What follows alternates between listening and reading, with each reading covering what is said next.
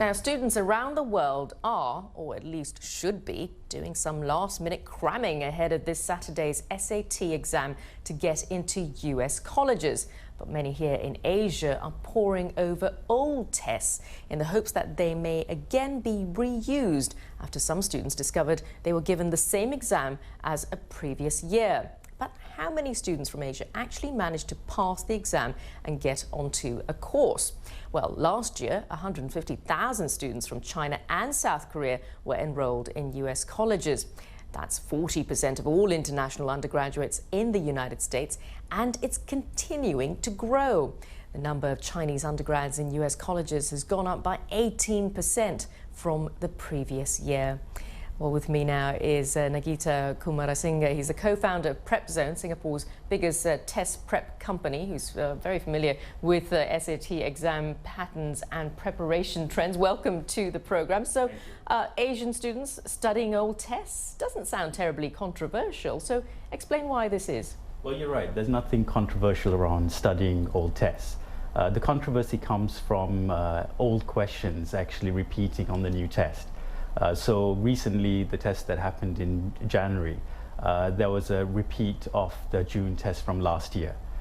So that gave, obviously, those who saw that test an unfair advantage over the rest of the world. Right. So does this perhaps suggest that many students here in Asia who are doing this shouldn't really belong in US colleges because they're memorizing? They're not actually learning, are they? Well, I think it's a question of an Eastern test preparation technique hitting the West.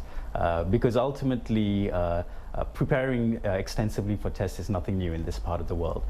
So all that has happened is they've zeroed in on the SAT now because a lot of the top students want to go and study in the US. Right. And how widespread a problem is this, and why is it specifically being an accusation that's targeted at Asian students? Well, I think that there are companies in Asia that encourage this behavior.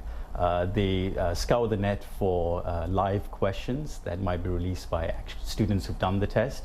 They might even send their own staff to do the test and remember and memorize questions. Right. So it's definitely symptomatic of this part of the world.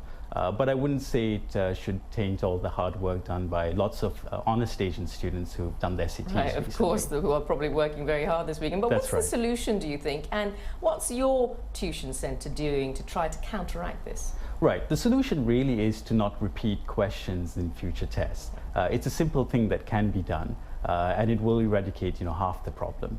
But in our center, what we really focus on is working on the fundamentals.